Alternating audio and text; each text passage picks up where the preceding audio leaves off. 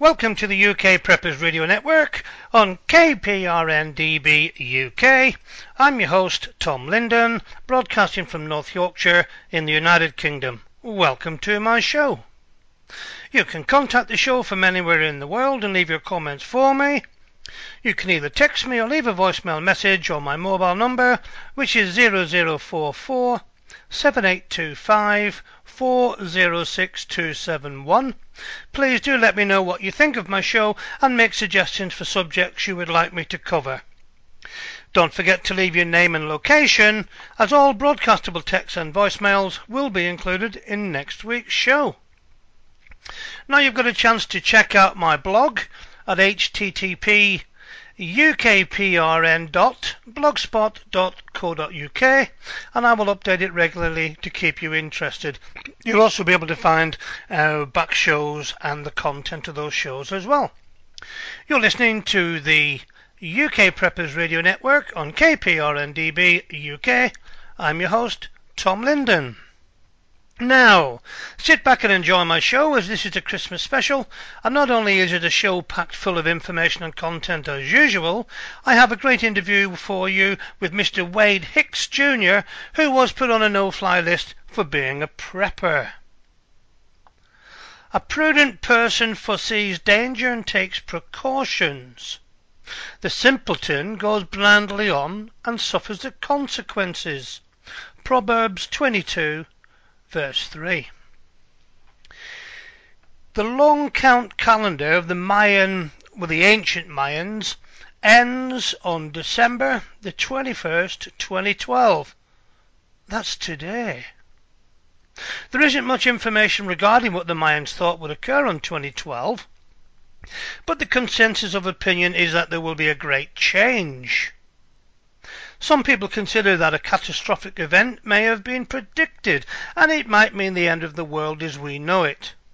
Others, I think it could mean a positive spiritual change, or in fact more likely, I think nothing at all will happen. That's what I personally suspect deep down. Look, if you're listening to this show on your normal radio or computer and you've not bugged in or bugged out, then I'm right. Okay? If, however, you're listening to this show in your bug out location, armed to the teeth, or ensconced in your cellar, armed to the teeth, I am wrong. Either way, the good news is you have survived. So now is the time to take stock of what you have. If you have bugged out, did you manage to bring all your preps with you? If not, is there any way to go back and get them? If that would be foolish, ask yourself how you will manage without them, and of course, can you adapt without them? If you have bugged in, is your location secure? Are the windows and doors locked? Have you repaired any damage? Now turn on your radio. If nuclear explosions have occurred, then of course don't turn your radio on until at least 6 hours after the last known blast. Reassure everyone and start to plan now to continue to survive the event that has just taken place. Now you need to check your list against your preps and start your menu plans and water rationing. Set up your toilet and place your firefighting buckets around your home. Check your weapons and inform the group of what not to do. Distribute torches and place any lanterns or candles before it gets dark. Set up your bedding too and establish a cooking area now. Remember, you are better off than the non-preppers despite what you have just gone through. You are now officially a survivor. You're listening to the UK Preppers Radio Network on KPRN-DB UK, and I'm your host, Tom Linden. Keep in mind that your preparations are only for what leads up to the 2012 shift, which may or may not happen on that date. Maybe after or before. Mayans say it can happen as late as 2015.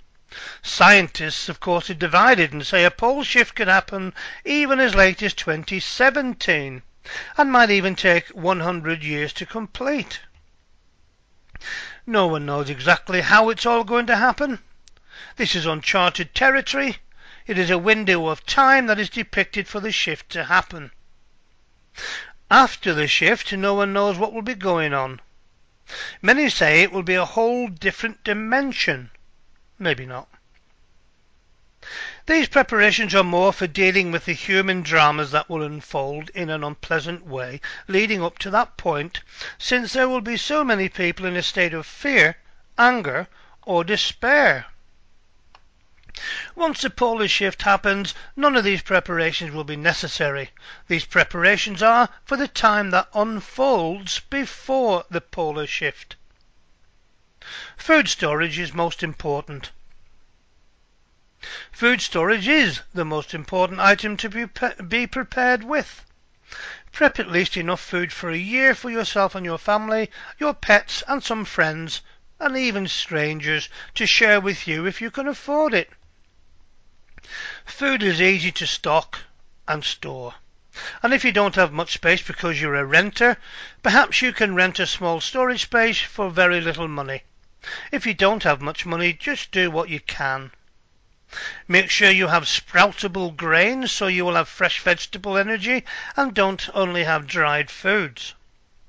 Get things that expand with water too. Those are the smallest to store and yet supply a lot of meals.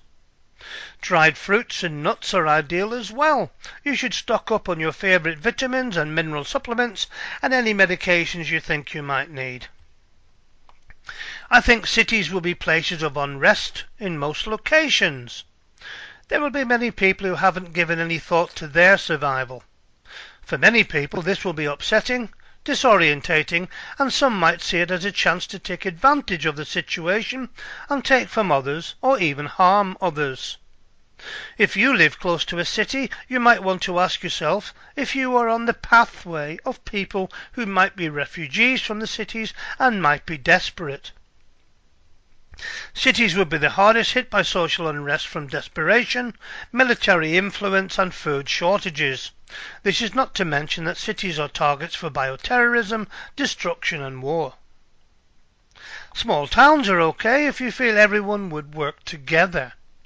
Some small towns will work together and some will not. Small towns are good because if you are far enough away from a metropolis, the military will not be likely to get around to you right away, even if there is martial law induced upon the citizens. There are safe pockets elsewhere, and some communities will be where those places are. I would suggest you pick your neighbours wisely. Judge the nature and the general attitude of people in any given town, and if you can't be in the country, ask yourself if the people will work together or struggle with one another. I think the smaller the town, the more likely people are to work with one another. They don't all have to believe the way you do, know the same things you know, or even be like you. All they need is an open heart towards others and a willingness to cooperate. Those are the type of people you want to be around. There are people from all faiths, all walks of life who fit into that category.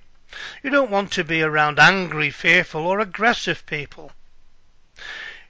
Groups where that is the case will not be where the safe havens are. Some scientists say the pole shift would take a long time, decades or hundreds of years. Others say the opposite could happen. Let's be honest, scientists don't really know for sure. I mean, if they did, and they do, they're certainly not telling us. Other scientists say that Planet X, Nibiru, is coming through our solar system and will wreak havoc on the Earth's gravitational field. Supposedly its passage will cause the Earth cataclysms. Other scientists say there's no such thing. It doesn't exist. No matter what, if something drastic happens, water is a movable substance. Coastal areas could be considered slosh zones if the planet's water gets a little wild. Some say you need to live around 5,000 feet above sea level to be safe. Others say 8,000 feet. Since human history does not contain accurate and verifiable data as to how something like this would play out, I think it's anyone's guess. A bit of common advice would be don't live near disaster zones. If you know you live near a possible disaster zone, perhaps it's time to move. If you live near a volcano, an earthquake fault line, tsunami zone, flood area, or a place where hurricanes or tornadoes happen, these are the places to avoid. There isn't really any place that can be guaranteed to be safe, let's be honest, but these are areas that are not ideal places to stay if it is possible that there will be an earth cataclysm triggered by either a celestial event or human manipulations. Clean water will be a must. Even if you live near a clean water, like a river or something like that, make sure you have a good filtration device. It doesn't have to be fancy. Even a handheld camping filter will be enough for most people. If you don't have that, you're going to have to boil water. And unless you've got something like a Puri cup or a lifesaver bottle, I would boil water anyway. Shelter is another very important aspect to deal with. If you were a renter, moving is easy if you're not in the right place. If you own a house in a place you might feel not to be safe, then a second place to either rent or attain cheaply where you think it might be safe, and try to rent something you feel the owner won't want to move back into for some reason.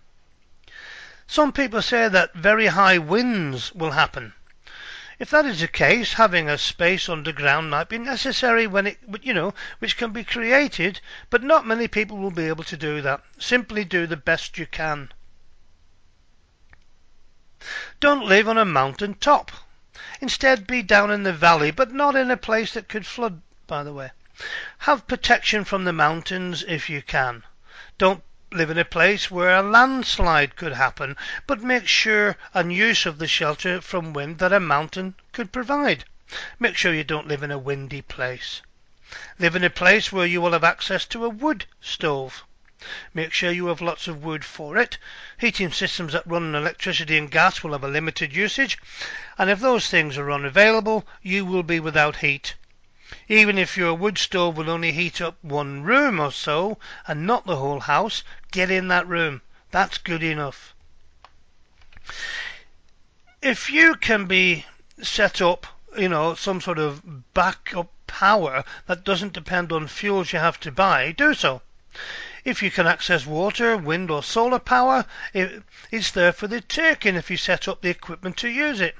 Don't depend on diesel or gas generators. The fuel might not be available for a price you can afford.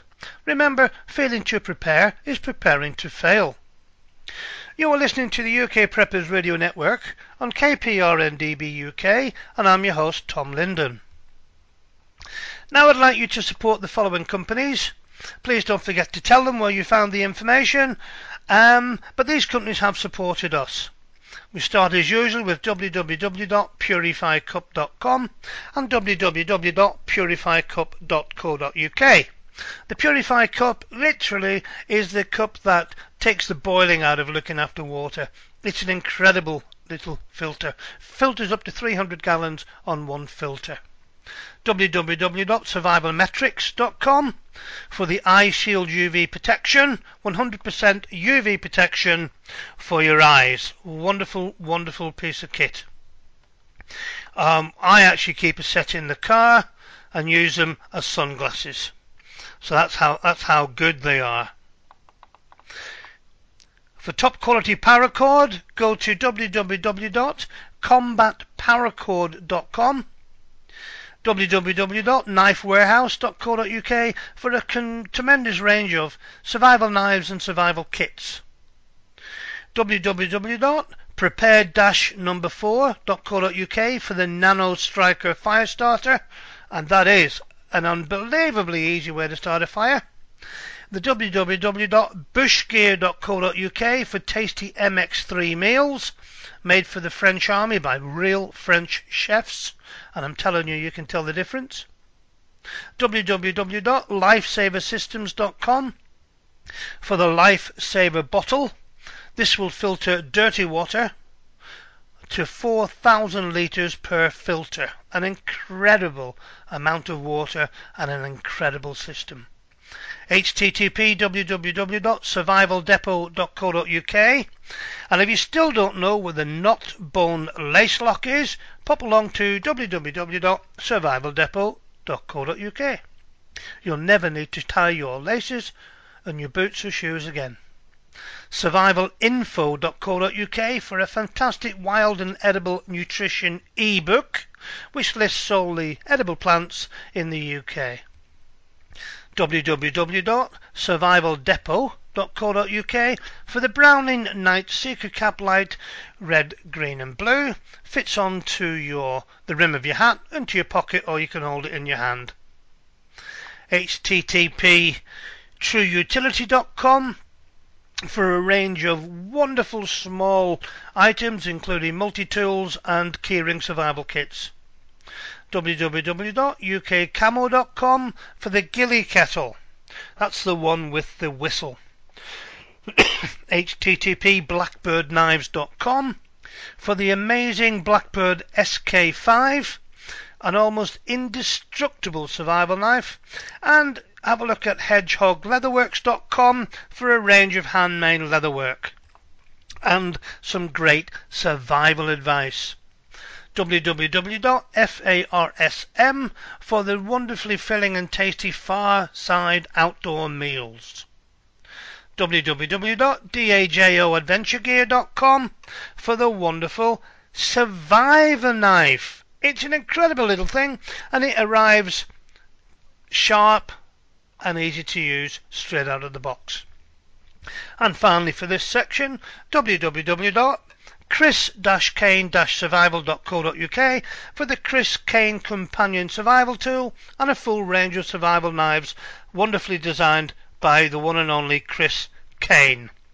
You're listening to the UK Preppers Radio Network on KPRNDB UK, and I'm your host, Tom Linden.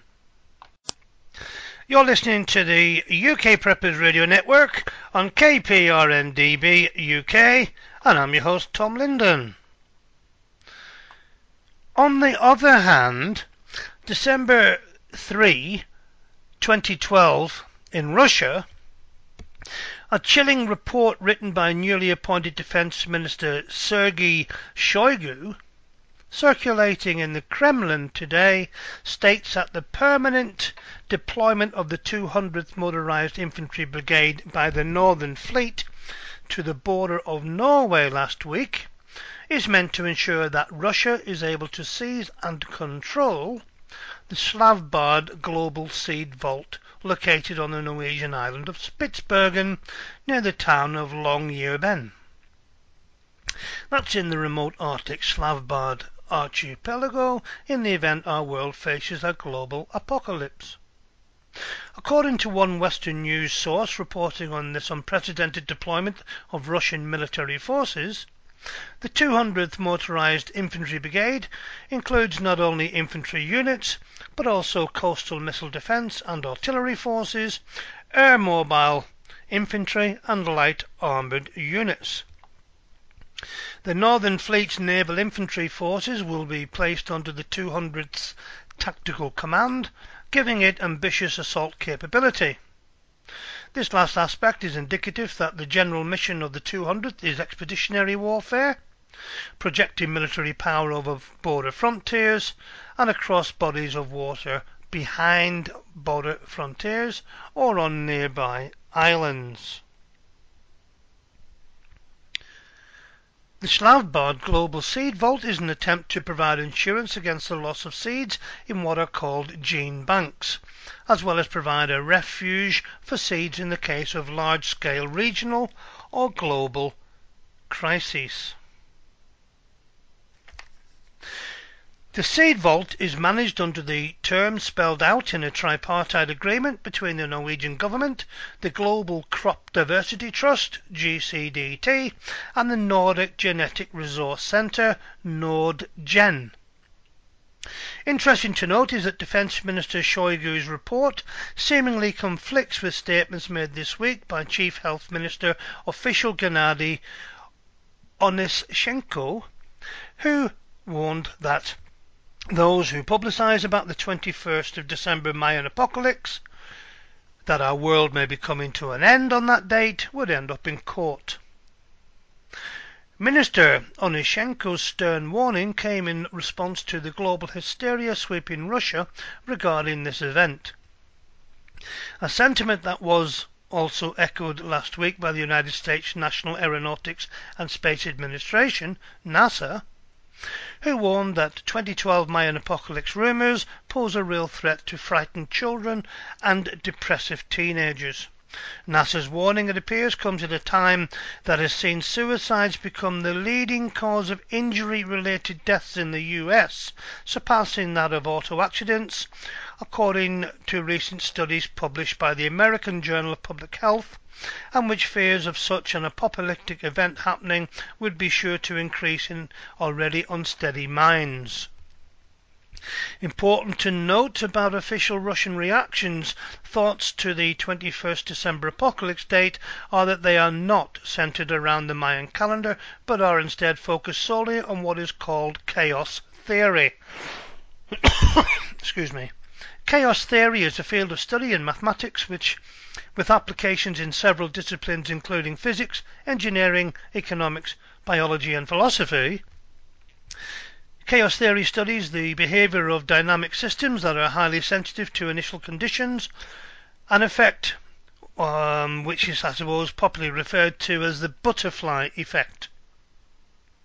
American mathematician and chaos theory expert Ralph Abraham, PhD, has been exceptionally influential among America's intellectually and scientifically elite, but even more so has been Abraham's late prodigy Terence McKenna, who died in 2000, who developed a highly controversial computer program which purportedly produces a waveform known as time wave zero. Time wave zero theory was developed by McKenna as a replacement for science's notion of time as a featureless and smooth surface. The idea of time wave zero theory is that time actually has a structure, a topology if you wish. It can be described in somewhat the same way that a stock market can be described. Time is actually a series of rising and falling fluctuations of novelty. That's defined as increase over time in the universe's interconnectedness or organized complexity. According to McKenna, the universe has a theological attractor at the end of time that increases interconnectedness, another world he often used to describe novelty, eventually reaching a singularity of infinite complexity in 2012, at which point anything and everything imaginable will occur simultaneously. McKenna's time wave zero waveform, when placed over the timeline of human history, appears to show great periods of novelty corresponding with major shifts in humanity's biology and socio-cultural evolution. The life of Jesus, both world wars.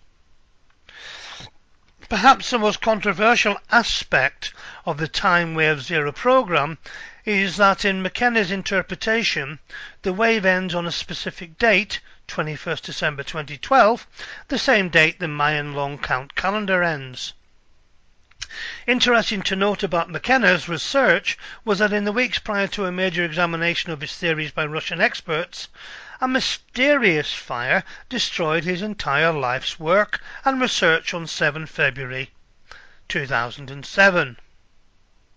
Russian intelligence services have also noted that the date could be when our world is about to experience a technological singularity, which is seen as an intellectual event horizon, beyond which events cannot be predicted or understood.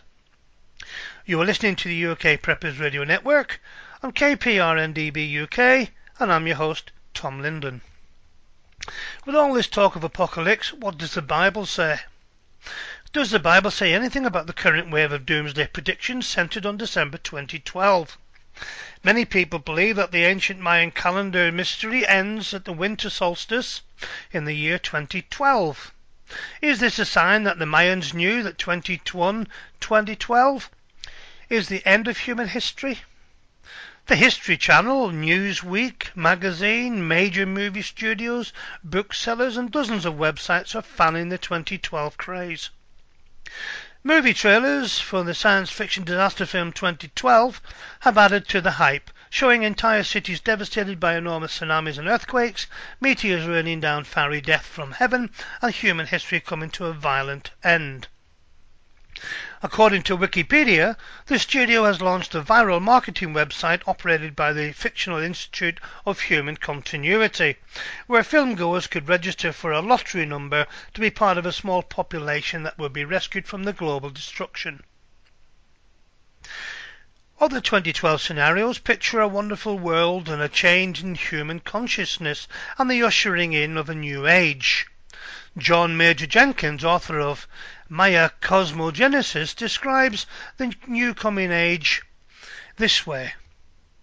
Around the year we call 2012, a large chapter in human history will be coming to an end. All the values and assumptions of the previous age will disappear, and a new phase of human growth will commence. End of quote. All the hype about 2012 is based on a mixture of speculation about Mayan calendars. The book The Bible Code, some ancient Oriental prophecies, supposed writings of Nostradamus, and a little of the biblical book of Revelation. But does the Bible say anything about 2012 being the end of human history? In Matthew 24 verse 3, Jesus was asked about the sign of his coming and the end of his age. He gave prophecies of many events to happen before his return. He said there would be religious deception, wars, and rumours of wars, famines, disease, epidemics, and earthquakes, all leading to a great tribulation when mankind would be on the verge of destroying all life on the planet if the time wasn't cut short. Verses 21 and 22. Then Jesus prophesied there would be heavenly signs, and he would return with power and great glory. Verses 29 to 30. While Jesus gave his disciples signs to watch for that indicated his return, he stated clearly that no one knows the exact date except his Father. In Mark 13 verse 32 we read, quote, "But of that day and hour no one knows, not even the angels in heaven, nor the Son, but only the Father." End of quote. Matthew's account put it this way. Matthew said, "Watch therefore, for you know neither the day nor the hour in which the Son of Man is coming." Matthew 25 verse 13. The Bible does not tell us the date Jesus Christ will return to save humanity from destroying ourselves, but it does promise that Christ will return and set up a government that will bring peace and prosperity to this earth. In the meantime, God doesn't ask us to explore the intricacies of ancient Mayan calendars. He warns of rampant deception and tells us not to be fooled by those who claim secret knowledge of his return. Matthew 24 verse 4 and 23 to 26. What are we to do? The purpose of the biblical prophecies and warnings signs is to remind us of our need to always be growing closer to God and to be spiritually ready. We need to be prepared spiritually for Christ's return and in the end of this world now, in 2012, and every year. Therefore, you also be ready, for the Son of Man is coming at an hour you do not expect, says Matthew 24, verse 44. You're listening to the UK Preppers Radio Network on KPRN-DB UK, and I'm your host, Tom Linden. And I've got some more companies I'd like you to support, because remember, they support this station. http emergencyfoodstorage.co.uk do wonderful survival packs, including the 72-hour survival pack, which in itself is packed with survival kit, which will outlive the 72 hours. http www.blizzardsurvival.com for the Blizzard Survival Jacket. Now, Blizzard Survival have done a deal.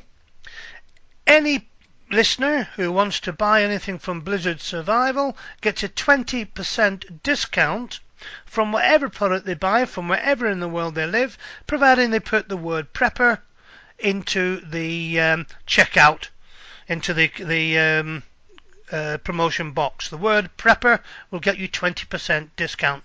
Thank you, Blizzard Survival. http evac number 8, that evac u8.co.uk for survival ration packs. Tasty, filling, very nice indeed. www.adventuremedicalkits.com for the SOL Complete Survival Kit. You've got to see this. It's got more things on the outside as well as in the inside. Wonderful piece of kit. And the SOL Bivy Bag, which you've heard me go on about, but it is, I think, the best item to come out of the production line this year. It's a 3.8 ounce in weight survival bag, reusable and waterproof, and it returns 90% of body heat upon the user. http HennessyHammock.com, the best hammock in the world, in my opinion. www.edc.co.uk is simply your EDC supplier. www.web-tex.co.uk, WebTex, well known for their military equipment needs. www.bistro-express.co.uk for new MREs now on sale, even in petrol stations, believe it or not. www.bushcrafttools.com for the 2,000 to 3,000 year old but now up to date, thanks to Bushcraft Tools, fire piston. http www.lookwhatwefound.co.uk for incredibly great tasty meals, even sold in Asda now for around about £1.99, and all from local regional farmers.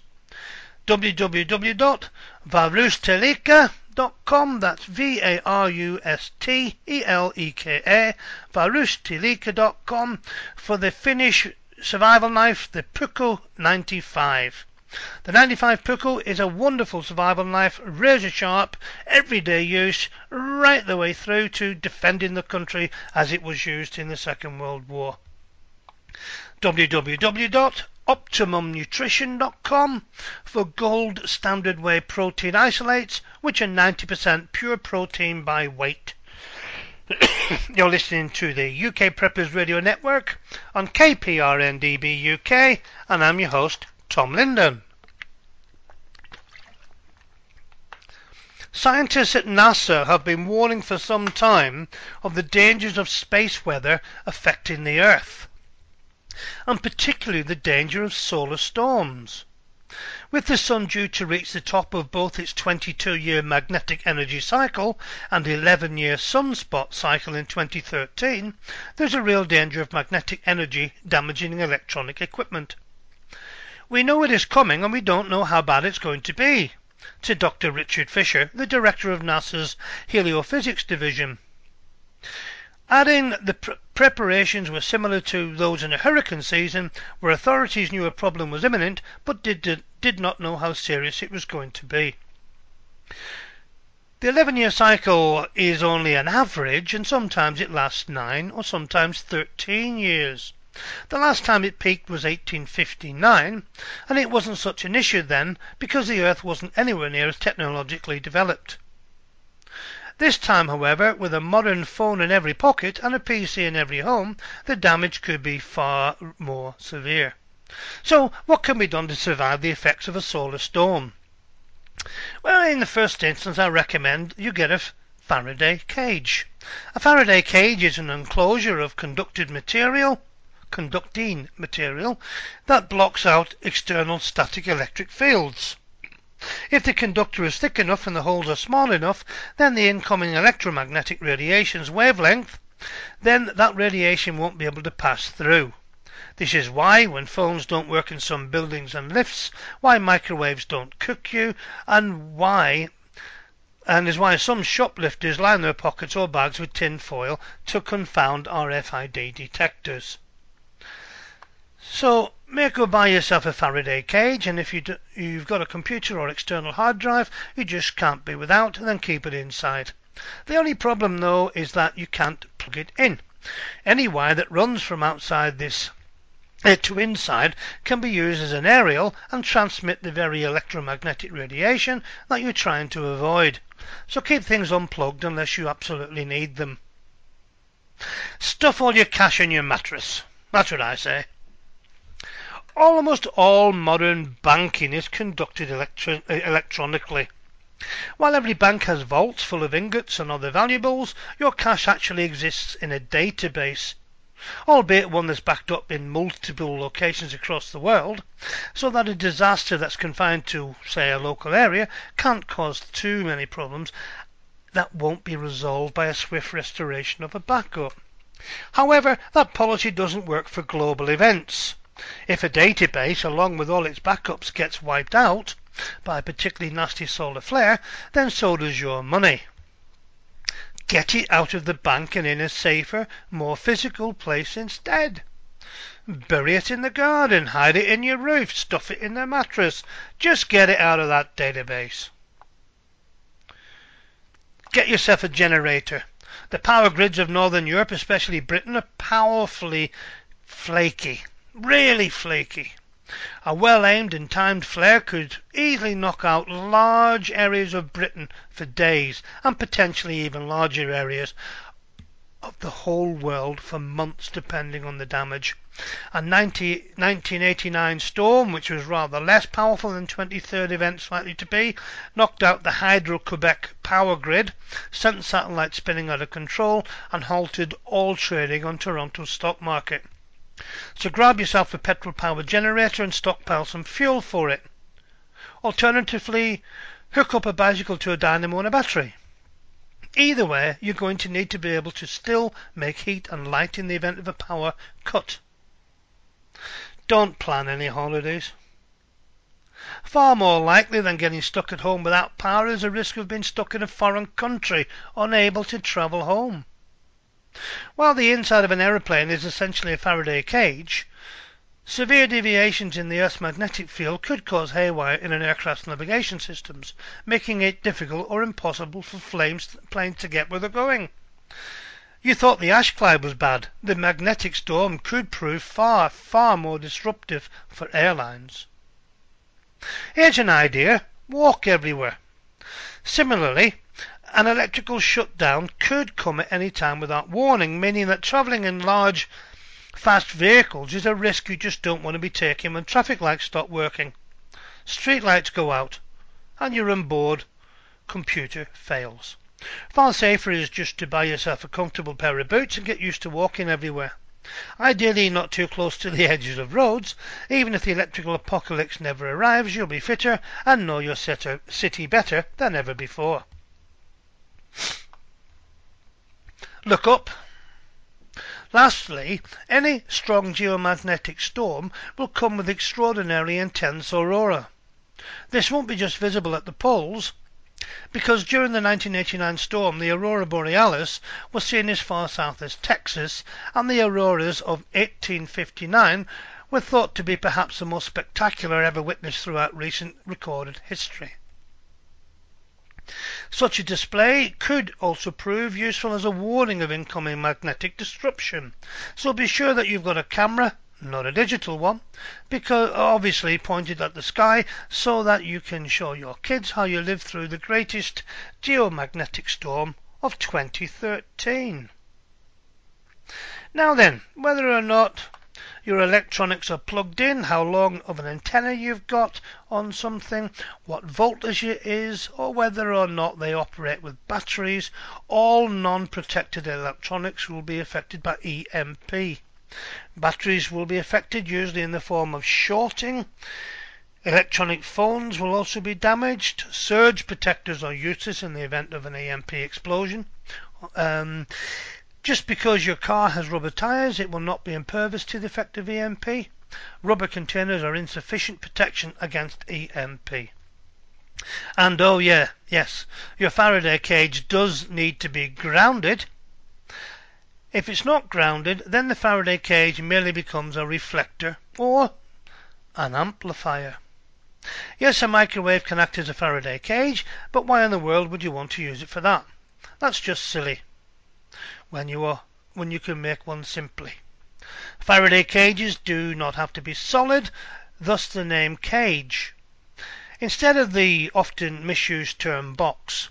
In fact, many of them that you build yourself or will see on the internet will resemble a bird cage or a very fine meshed chicken coop wire. Also, contrary to what you may see on the internet, a sheet of foil on a box will not protect you. It's not thick enough to withstand the pulse. However, you can protect your items if they're buried a couple of feet underground in every direction, up and sideways. Last but not least, a car is not a Faraday cage sufficient to withstand an EMP incident. It has some similar components, yes. Most cars made today consist of fiberglass and disjointed parts, not a continuous metal material. In addition to that, they are on tyres. Tyres of a car do not serve as grounding. Folks are simply getting an EMP strike confused with a lightning strike. Now, if you had an old-fashioned car that was made of metal, that had its tyres removed, and that was also attached to an iron or copper pole, and that was also on dirt, not gravel, then yes, you may have a car that doubles as a Faraday cage. The cages do not have to be solid, but they do have to be constructed continuously without gaps between the protective material. You can use an old metal filing cabinet with cardboard to act as a Faraday cage, or metal biscuit tins, for example. Just check the net out and you may find many examples of how to make a Faraday cage more simply. You're listening to the UK Preppers Radio Network on KPRNDB, and I'm your host, Tom Linden. And finally, some further companies to support. www.solostove.com. It's a wonderful stove. It uses natural fuel, so you don't have to carry any with you. www.kaufman-mercantile.com. EDC steel tools. Absolutely super strong US government quality. Brilliant little things. www.nightgear.co.uk for the Highlander Trojan Hydration Pack. Absolutely incredible piece of kit, and it keeps you hydrated as you carry out your activities. www.knifeman.co.uk for the Cudeman heavy duty olive oil bushcraft knife. It's an incredible little knife. In fact, we do a bit of a review on it on this program. And finally, http naturalspasupplies.co.uk for the alum crystal, amongst other things. I use the alum crystal instead of deodorant, and it's also a really good styptic if you cut yourself when shaving, plus many other uses. You need to check it out. Campfire Breakfast. Now, for most, the average work week morning is downright dreadful. You wake up still blurry-eyed and exhausted after knocking back some coffee as quickly as you can. It's time to struggle to get to the kids up, ready and moving. The rest of your whirlwind morning is spent trying to get them ready for school, which, while simultaneously attempting to at least half put together for work. At the campsite, however, mornings couldn't be more different. The sun is shining softly through the trees, the birds are chirping gleefully, and you couldn't be more awake or refreshed. Somehow, even the old-fashioned percolated coffee tastes better. With ample time to start your day, you might even have time to cook up a tasty campfire breakfast for everyone. The following breakfast recipes are a satisfying way to start the day, and easy enough to make that they won't get frustrating or take all morning. With them, you'll be cracking the eggs, flipping the pancakes, and frying up the bacon to create a breakfast with very much worth devouring and remembering. For my all-day breakfast, all-in-one breakfast, you're going to need 3 sausage links, 3 eggs, half a potato, and a quarter cup of shredded cheese and 3 tablespoons of milk. Cook the sausage and cut it into small pieces. Cut the potato into small pieces and cook in the sausage dripping. Drain, beat the eggs and milk together and add to the potatoes. When almost cooked, add the sausage and cheese, ready when the cheese is melted. Here's an interesting one: bacon and egg in a paper bag. 3 slices of bacon, 1 egg, paper lunch bag and a stick. Place the bacon in the bottom of the bag, covering the bottom of the brown bag. Crack the egg and put in the bag on top of the bacon. Fold the top of the bag down securely, poke a hole through the top of the bag for the stick and hold it over the hot coals until cooked. You're listening to the UK Preppers Radio Network on KPRNDB UK, and I'm your host, Tom Linden. You're listening to the UK Preppers Radio Network on KPRNDB UK, and I'm your host, Tom Linden. So, what is prepping? You know,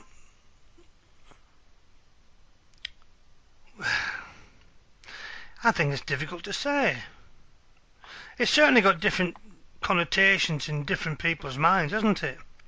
I mean, when you think of prepping, it conjures up images of strange people wearing tin-foil hats, huddled in a shelter while they wait for the mothership to return. I mean, for others, you know, there's thoughts of a recluse living in a one-room shack in the middle of the wilderness. But neither of these thoughts captures the real nature of prepping, does it? At its heart, I think prepping is simply preparing for the future. And since there's no certainty of what that future may bring, preppers frequently hope for the best and prepare for the worst. And with good reason, I think. I mean, many preppers feel that they're on the verge of a significant change in life as we know it. So I think that's why we prepare, isn't it? I mean, there's three facets in my mind to prepping. For the modern prepper, prepping involves three primary areas. I think it's acquiring the necessary supplies, learning any skills that we need, and of course, maybe building a community would be the third asset. Acquiring the necessary supplies, well, I think that would include food, water and shelter, wouldn't it? We all need these things to survive. Moreover, we all need a continual supply of them. Preppers know this and take steps to prepare themselves in case the supply is disrupted. You know, that's for any reason, really. Preppers don't want the loss of a job or a trucker's strike to keep them from eating, so they prepare. They buy extra food when it's on sale. They grow their own in a garden and preserve it. They buy in bulk and, you know, they store it for a rainy day. It seems to me common sense. Similarly, preppers don't like debt. So they pay off the mortgage, they live within their means, and they work hard at the jobs. They're not afraid of physical labour to provide for their families, and preppers don't want the loss of a job in turn to turn into the loss of a home or a car. Now, as for learning requisite skills, prepping may start with food and supply storage, but it doesn't end there. Preppers regularly learn and practice new skills.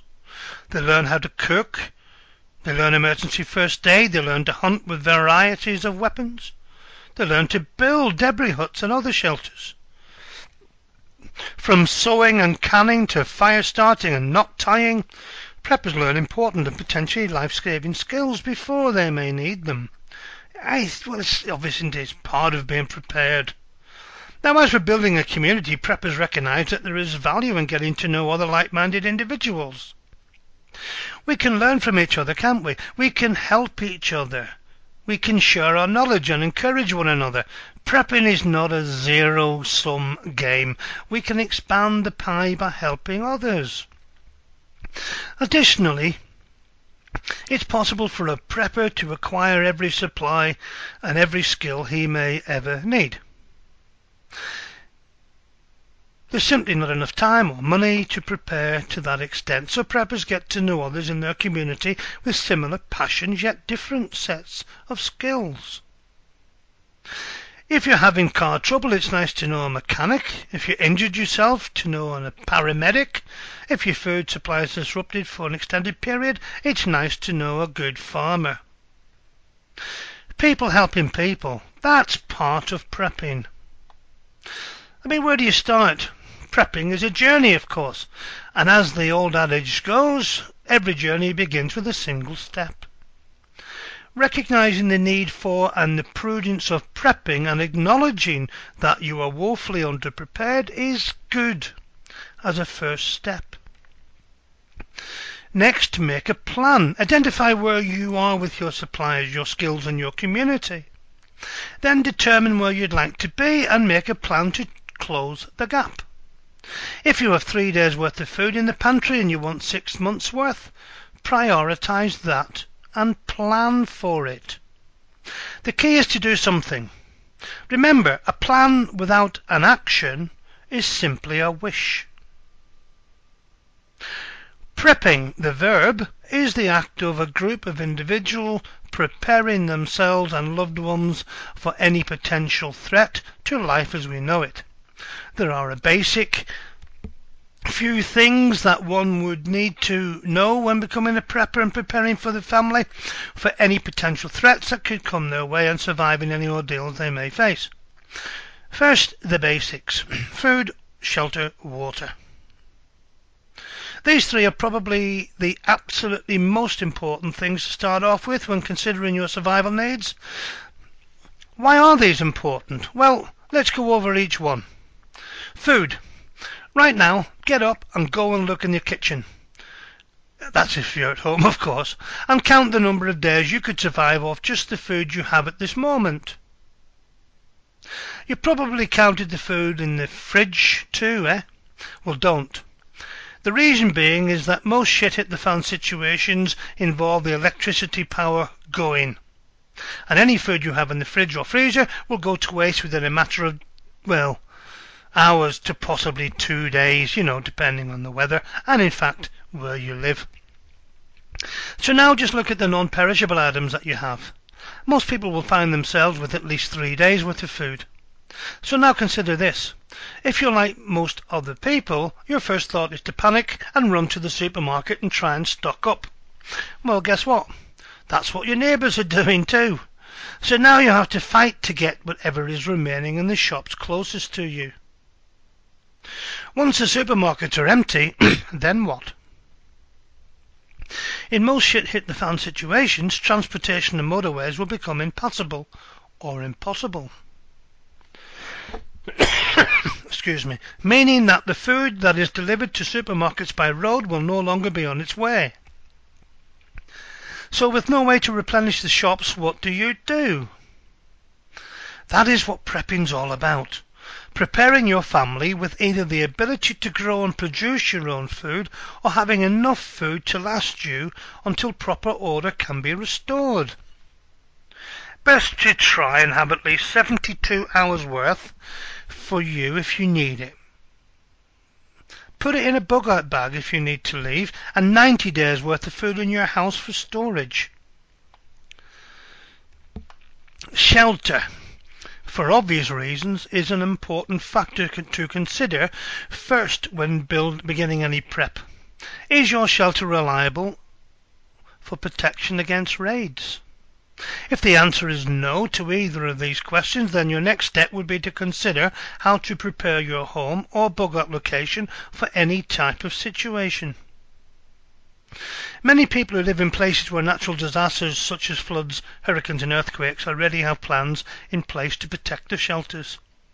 But if you aren't already prepared, knowing your location, your geographical region, what types of dangers you might be exposed to, and how to properly secure and defend it is going to be important. Having wood to board up doors and windows, basement to seek deeper shelter, and weapons to defend your location is all important things to consider. Water, one of the most key the biggest keys to survival anyway of any living creature on this planet. In most shit-hit-the-fan situations, water will be obtainable for only a short period of time. With no electricity, how will water be pumped to your house? Unless you have a well, you're out of luck. One of the very first things to do in an emergency disaster situation is to run your bathroom and fill up your bath as quickly as you can. Having extra water on hand will be important, not just for drinking, but for cooking as well. It would be a good idea to have at least 3 months' worth of water on hand at all times. Remember that food and water have a shelf life and can expire over time. It's important to think ahead and get food that will stay fresh and edible as long as possible. You're listening to the UK Preppers Radio Network on KPRNDB UK. I'm your host, Tom Linden. As humans, we are naturally aware of possible threats around us, and often the way a person neutralizes that threat is to create a story of the worst case scenario and begin to prep around that. Becoming a person who preps for disaster begins with a level of awareness. A prepper knows that there are possible threats, and it only makes sense to be as prepared as possible, beginning with the basic disaster items to sustain basic needs, as we said, food, water, shelter, and then adding more preparedness layers onto that. Basic disaster items are intended to sustain a person and the family for 3 to 5 days. However, many decide to expand their disaster supplies to encompass a longer duration in the case that emergency response is delayed. That is why preppers believe in backups for their backups. When prepping for a disaster, it's essential to have provisions in place to secure your needs. That being said, beginning a food supply must begin with research.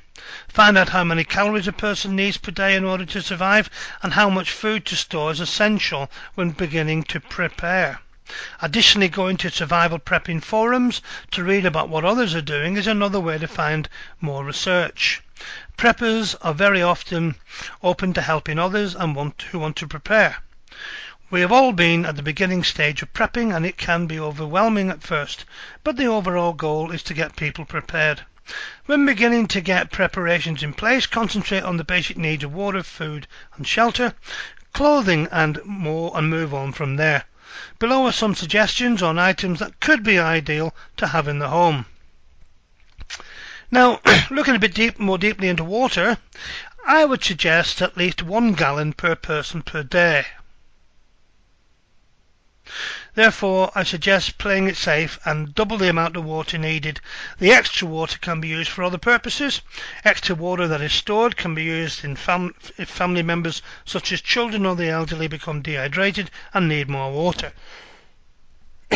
Additionally, having an alternative source of water such as a water filter, frozen water in the freezer, and a 5-gallon container is suggested. In a disaster situation, a person does not want to run out of water. Lakes and streams can also be a way to find water, but the water needs to be treated. In the case that someone is not near any running streams or lakes, there are places in nature where one can find an alternative source.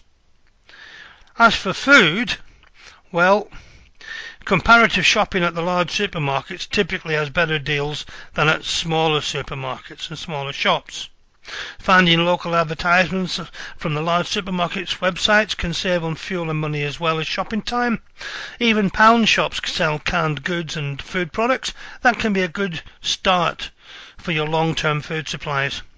Look for sales all the time and buy as much of the item as your budget will allow. Using a food storage calculator, which you can find on the internet, will help determine how much food is necessary. There are some considerations to keep in mind before purchasing the food items. Obviously, consider expiration dates. It's best to find items that have expiration dates of 1 to 2 years away from expiring, unless that item is used frequently in the home and can be rotated frequently. Items on sale, well, go for the deals.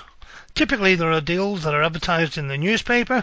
You do not have to break the bank to get food items. Just get a little each time you shop. In-season vegetables are typically cheaper, of course, and larger cans of goods generally have better deals. The amount of people in the household is a consideration. A wide variety of food will, of course, help reduce food fatigue. The serving amount in the food. How much will you give people to eat? The vitamin content of the food, will you need to supplement that? Any special health considerations for family members, and don't forget people who are on restricted diets. Also, don't forget medical supplies. Medical emergencies can occur at a drop of a hat, and having the necessary supplies can mean the difference, obviously, between life and death. When an emergency situation arises, one must act calming and decisively. In the case of a severe injury where there is a lot of blood loss, there must be supplies that can stop bleeding, cut the pain threshold, and calm the patient if necessary. Find websites online that deal with first aid care and go through each injury to see what medical instruments and items are needed. Moreover, check your community and see if the St John's Ambulance, Red Cross or medical centres offer classes to assist in medical emergencies. Make a list of supplies that can be added to the disaster medical supplies. In the case of a person having to evacuate, then having a 72-hour kit or bug-out bag, as it's known, will expedite the process of leaving as well as keeping things running as smoothly as possible. A 72-hour bag should have all items necessary to survive for 3 days. When preparing a bag, keep the main surviving points in mind: water, food, shelter, clothing. Having a separate bug-out bag for the vehicle will also come in handy in the event that someone has to leave their home immediately. Now, of course, you're going to need some tools. That's a must. But what tools do you carry? How much room have you got? Tools are valuable. They're a valuable commodity when it comes to survival. Their usefulness for hunting, digging, cutting, communicating, and for navigation purposes are all essential items that you need to have on hand. You're going to need a knife to cut large machete type or small hunter. Well, get a survival knife if you can. Get a couple of pen knives. Have what you like as knives, but make sure they're sharp. A blunt knife's just a piece of metal. Get a multi-tool, a camping shovel, candles, a hammer or an axe, a collapsible fishing rod, hooks, line, floats, some flares perhaps, maps definitely, a compass definitely, GPS possibly, paracord a must, and as I said before, a knife sharpening stone, a torch, but don't forget extra batteries. Have some written survival notes. In a high-stress situation that some are not used to, forgetfulness plays a part from dealing with all the changes that are occurring. Having some manuals to look upon for survival information or for spiritual information to lift the morale is a good idea and does not take up much space in a pack. So get a survival manual, a first aid manual, and a survival ebook perhaps. Understanding how to survive in different scenarios requires one to constantly be learning in order to be prepared as possible. Prepping is a passion for some, for others it is simply to keep their family as safe as possible. Whatever the reason is behind why you have decided to prep, you will be better off in the long run. You're listening to the UK Preppers Radio Network on KPRN-DB UK, and I'm your host Tom Linden.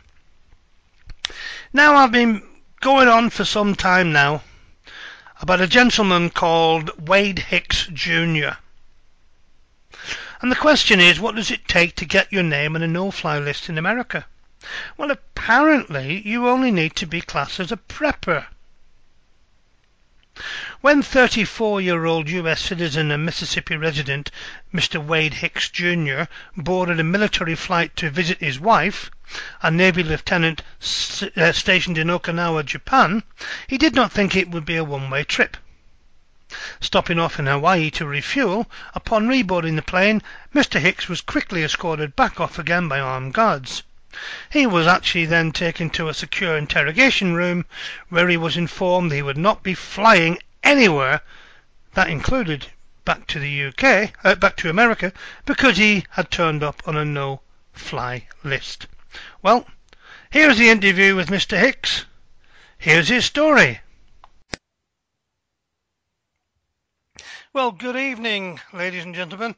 We've got an absolutely special guest with us this evening, a very, very famous man. I'm sure he didn't want to be in this position, but we've got Mr. Wade Hicks Jr. with us. Wade, can you hear me okay? I can hear you fine. That's fantastic. Listen, it's great to have you on the show. You've got a degree of infamy. How does that make you feel? Well, I guess I feel like any average American would, trying to exercise certain rights of freedom of speech, the right to keep and bear arms, and the right to be safe and secure, and one's personal effects and possessions, getting harassed for being outspoken about doing so. Yeah, I'm aware of what happened to you. I don't think there can be anybody out there who isn't. But just perhaps, in case there is, Would you be kind enough to tell our listeners exactly what happened to you on the 14th of October? Well, I was on a flight out of Travis Air Force Base in California to visit my wife, who was on deployment in Okinawa, Japan. She's with the U.S. Navy, so she was on the deployment out there, and she was going to take about a week's worth of leave, and I was going to go visit her. So the most economical way for me to fly overseas was to take a military hop. Since I'm a dependent, that is something that is one of the perks of being a military dependent. So I had a letter from her command authorizing that I could travel unaccompanied overseas. So I showed up to the airport the day before, got my permission to go ahead and travel. All my documents were in order, passports, photo IDs, and things like that. All my necessary paperwork was in order. So I got granted permission to board the aircraft at the next available flight overseas, which happened to be the next day. I showed up to the airport, the military airport, early in the morning, caught the first flight out of there. After about a 5-hour delay on the ground with mechanical problems, we finally departed California, and we made our scheduled stop in Hawaii to offload cargo and refuel. And I'd proceeded back through security a second time to get my boarding pass for the next leg of the flight that was going to continue to Okinawa, Japan. Well, I'd already passed through security a second time. I was sitting in the waiting area. All of my paperwork had been checked 4 or 5 times again, going through the security process, and I was just waiting to reboard the aircraft, and a gentleman that was enlisted Air Force came up and asked me if I'd come with him. U.S. Customs enforcement had an issue with, I guess, my bag or something like that. Wouldn't elaborate on what the issues were. And so I went with him. I didn't resist or anything. And we went back to the customs area of the airport, and there was nobody there. The lights were off. The building was locked up. He was kind of confused about what was going on, so he asked if I would wait in the airman's waiting break room that's actually behind a secure area, behind the counters and everything in the air mobility terminal. So I waited there 15, 20 minutes, sticking my head around the corner, asking him, hey, have you heard anything yet? When's this customs person going to be here? Because I want to be free to go on my way. I'm not being detained, so if they're going to be a while, we can deal with this on my way passing back through. Shouldn't be an issue. I don't have any fruits or vegetables. I was checked for that when I came to California. So predominantly that's what the entire customs inspection station there was about bringing in foreign fruits and vegetables and stuff like that, because they don't want things that are invasive species in Hawaii. So it didn't make any sense why I was being detained. And after a couple of inquiries, like I said, 15, 20 minutes later, I was confronted by 2 armed Air Force security personnel that were armed with M4 machine guns, and one of the machine guns had a grenade launcher attached, and the airman was indeed carrying around a box of live high explosive and fragmentation grenades with him. So that was kind of alarming that they would send those 2 guys to, for most intents and purposes, to babysit me while they waited for customs to arrive. So I was pretty much detained without being detained. They never searched me. They never placed me under any form of official detainment. They just didn't let me move around free, which, of course, any person can argue that is being detained. If I'm not free to go on my way without molestation, I'm being detained. And I couldn't even use the restroom without being followed by them with machine guns. So it was kind of awkward, but I was dressed professional, so it wasn't quite as bad as it could have been if I'd have been in a pair of flip-flops and shorts. So after the customs agent finally shows up, she's confused about the situation as much as everyone else is. And she's like, I'm not understanding how you got on this airplane. You're on the no-fly list. You should not have been able to get on the airplane. I don't know how you did. We've got to find out what's going on. And she was not giving me any information. She was going out making phone calls, coming back in, looking at me, going out making phone calls. And finally she sits down and says, look, all right, well, you're free to go, but you can't leave the island. You can't fly in an airplane to get out of here. So how do you expect that I'm going to leave? How am I going to be free to go? Basically, you're detaining me on this island without anything. you have nothing to give me to say you're being detained or you're on the no-fly list because of this. There's no written documentation. It's pretty much I can't leave because she said so at that point in time. And I said, there's got to be some sort of mistake. And I started producing photo IDs from the Transportation Security Administration, or TSA. I have what's called a TWIC card, which is a Transportation Worker Identification Credential. It gives me access to marine terminals, nuclear power plants, hazardous material storage areas, explosive storage areas, and stuff like that for the general movement of commerce and stuff. And I had that because I worked in the Merchant Marine for over 10 years. I had just recently got a Mississippi Concealed Carry Weapons Permit, which allows me to carry a concealed firearm, which I went through an enhanced permit class, which was offered by the NRA and was actually taught by law enforcement instructors to carry concealed weapons into government buildings, into schools, any public places, pretty much unrestricted. Even if they have a sign that says firearms are prohibited, I have almost the same authority as law enforcement to carry a firearm in those given places. So she's looking at all of these documents. She's like, this is not making any sense. And I just looked at her. I said, well, exactly. I think this is politically motivated because, I'm outspoken about things such as the National Defense Authorization Act. I'm a prepper. I have firearms. I'm prepared. I have storable food. So I don't have to be dependent on the government for anything as far as resources and security is concerned.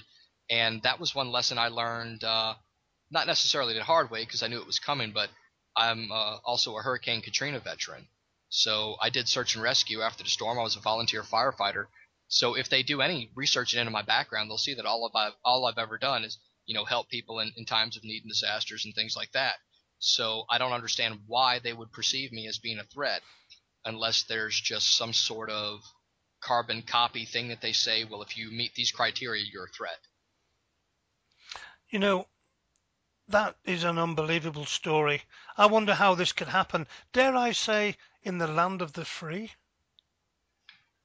Well, not so much anymore. Yeah. I mean, you're on your way to visit your bride, who's serving in the Navy. She's stationed in Japan. You're ordered off a plane by heavily armed officers. What's going through your mind at this point? Well, I knew it had to be some sort of mistake. But then I thought about some of the things that I've said on internet forums and things like that. And what I've said is virtually no different than anything more than quoting the founding fathers of America. Like Thomas Jefferson, for instance, I've quoted him plenty of times. One of the quotes I say is, from time to time, the blood of the tree of liberty should be refreshed with the blood of patriots and tyrants. And that's essentially what supposed to keep America free.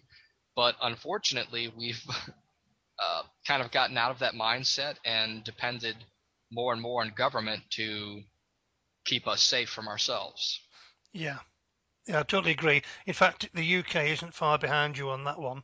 So how is your good lady? How is she coping with all this?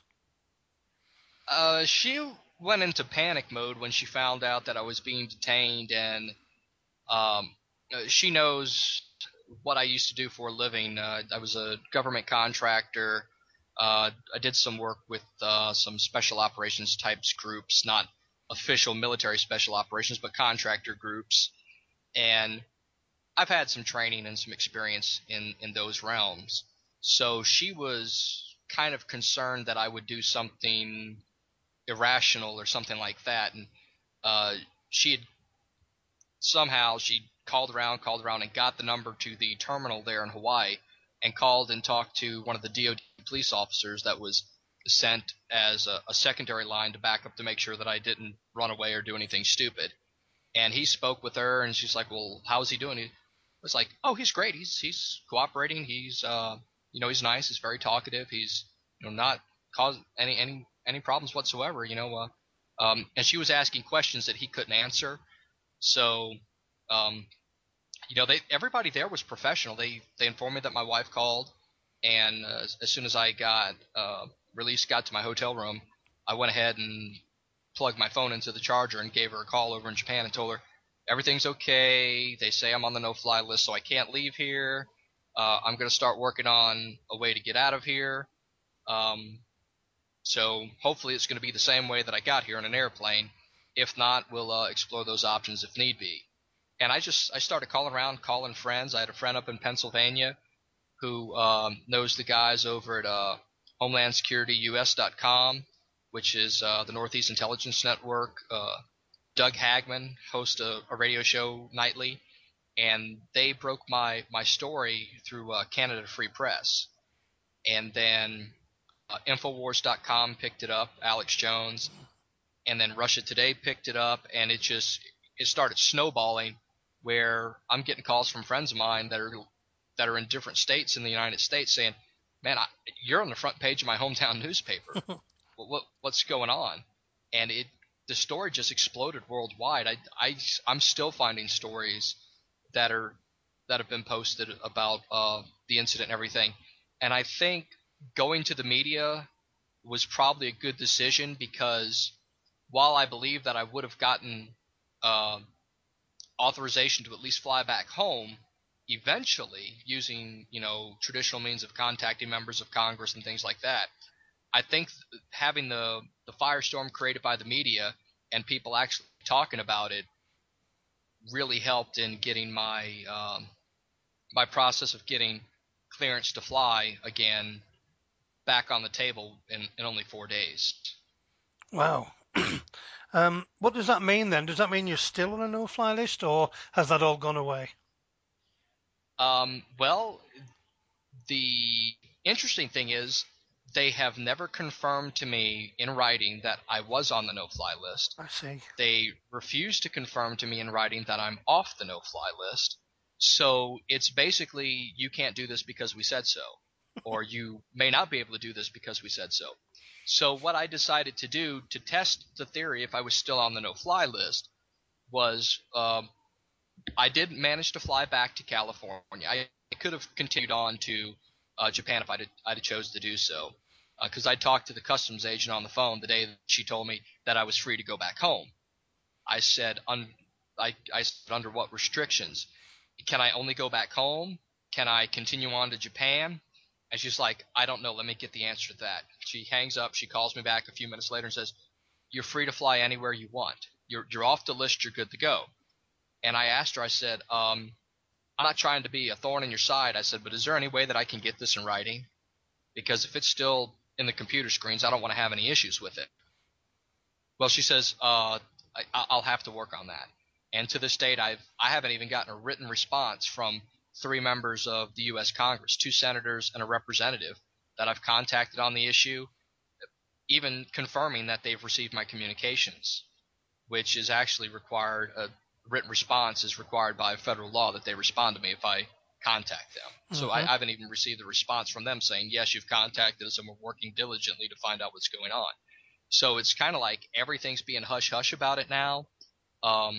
But I am apparently off the list because when my wife flew to California, I met her at the airport, and then when she spent the week with me, we went to Yosemite National Park, went camping, and then when it was time for her to fly back to Japan, we went and got a gate pass, and it did take about an hour to get the gate pass because the lady at the counter was not familiar that military dependents or spouses can get a gate pass. Usually it's only for people, special needs type people, but the military does have one of those perks that their spouse can get a gate pass. So I had to go through TSA security and everything to get to the gate, but after an hour waiting, it just required supervisor approval or something like that.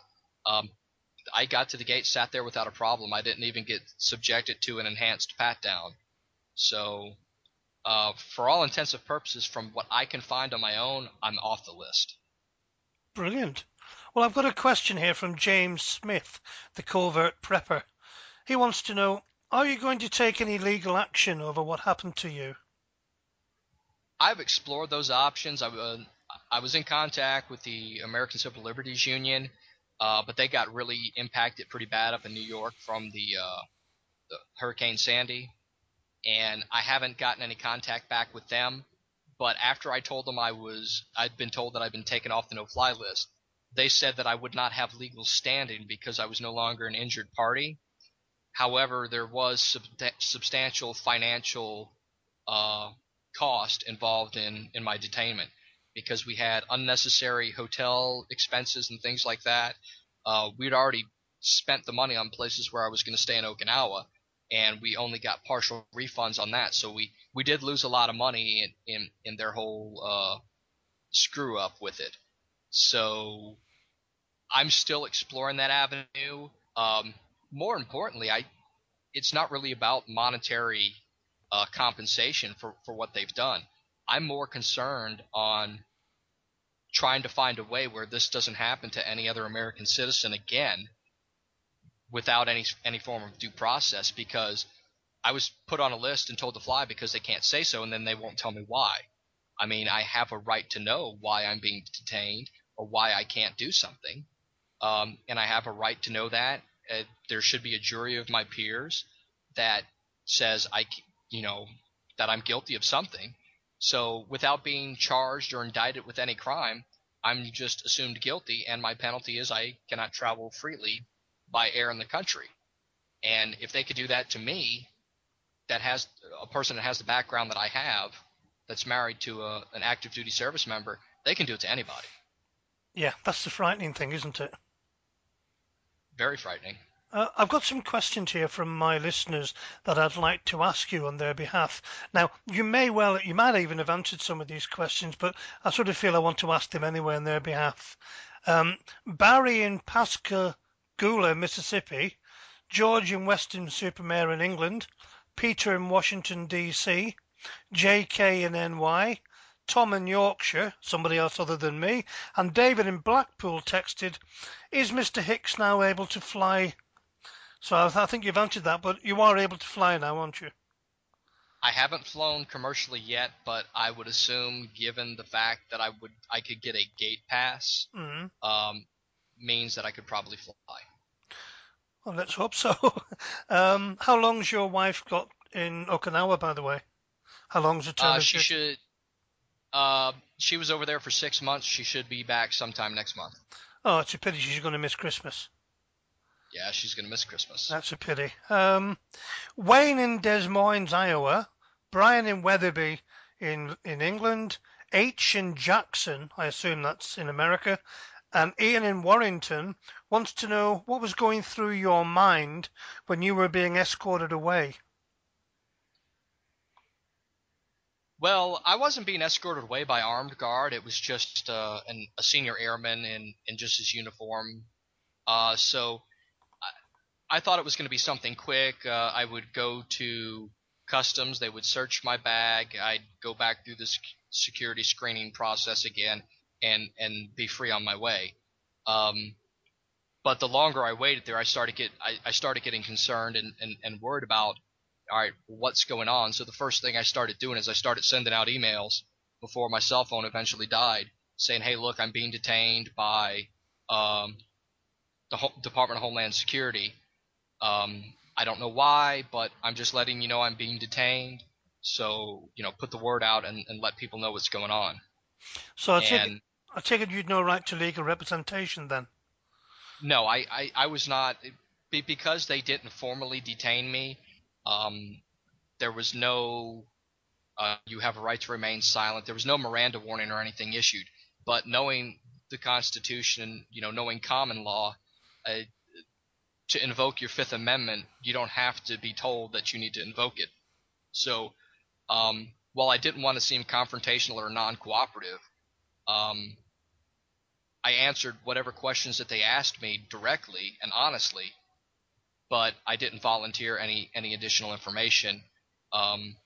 And over the duration of my detainment, I started having conversations with the two airmen that were on the Air Force Security Forces that were armed with machine guns, and we just started talking about what's going on in the country, politics, 9/11, and things like that. And I told him, I said, this probably has something to do with my views over 9/11 or the National Defense Authorization Act or something like that, because I'm outspoken about that. And the guy asked me, he says, what are your views on 9/11? I said, well, I don't know. You tell me. You think 19 hijackers with box cutters hit 75% of their targets and caused steel frame skyscrapers to collapse as a result of fire that's never happened in history? Or would you believe that a group of people inside the government may have had a hand in allowing that event to happen? And you can make up your mind. You look at the evidence yourself, but what's compelled me in the evidence that I've seen is Architects and Engineers for 9/11 Truth, where they use the scientific method to say it has to be controlled demolition, and that doesn't fit the official narrative.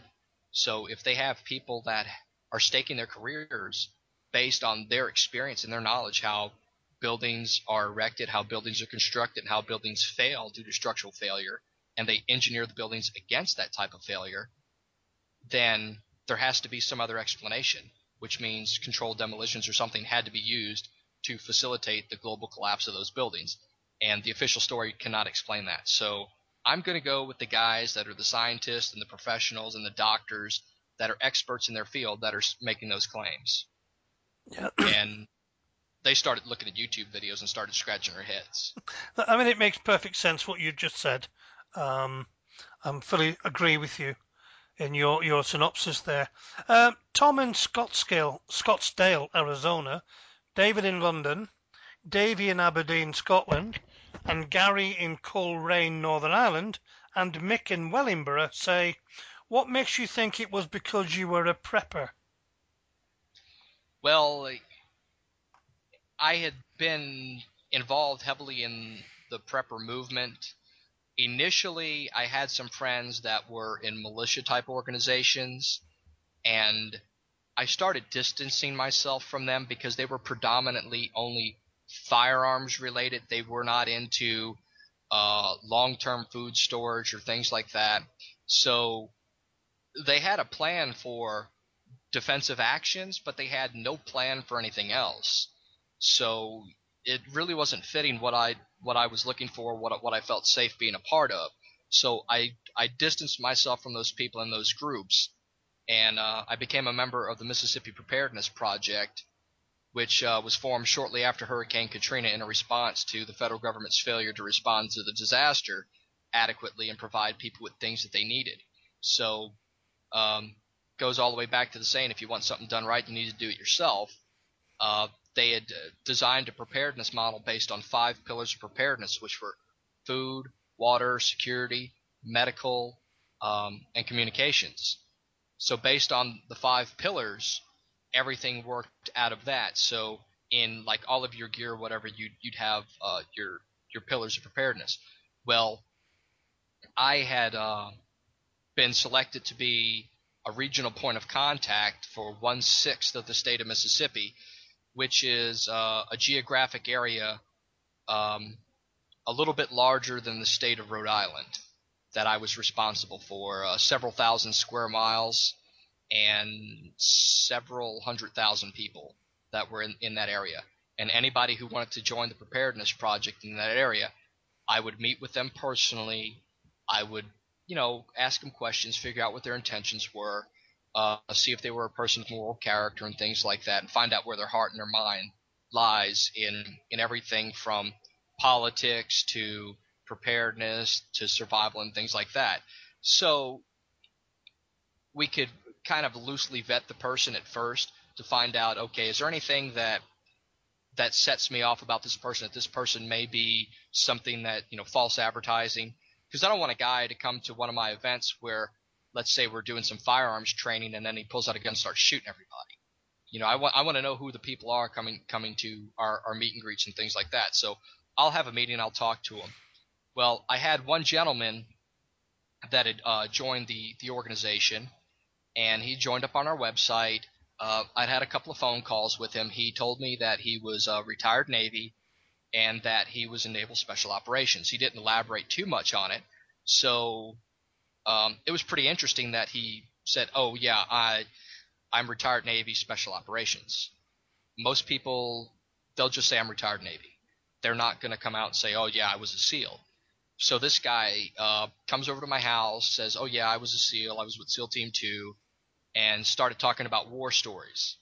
Well, what he didn't know, and that I never told him, was that during my stint in contracting, I'd met several Navy SEALs and former Navy SEALs, current Navy SEALs, and they don't talk like that. They don't talk about what they do. They don't advertise the fact that they're Navy SEALs.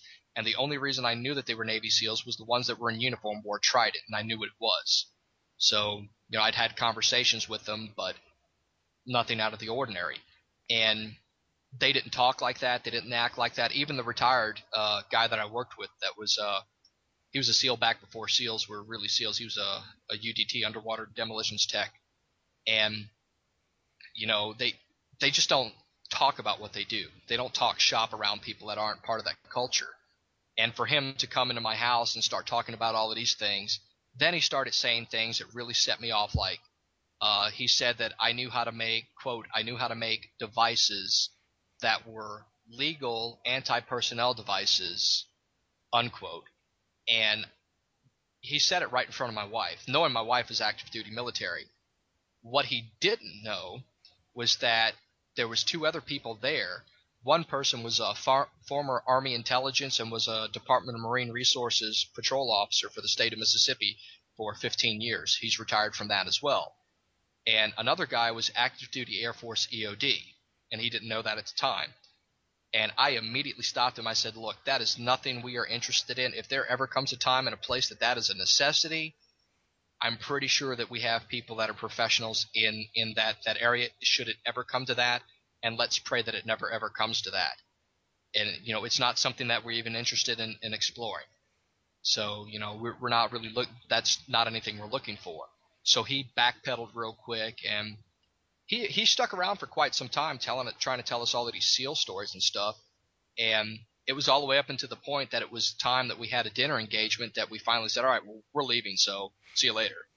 And we left, and he left at the same time. We went out to our dinner engagement. The next day, I was having a conversation with my wife, and she was buying his story hook, line, and sinker as far as him being in the Navy.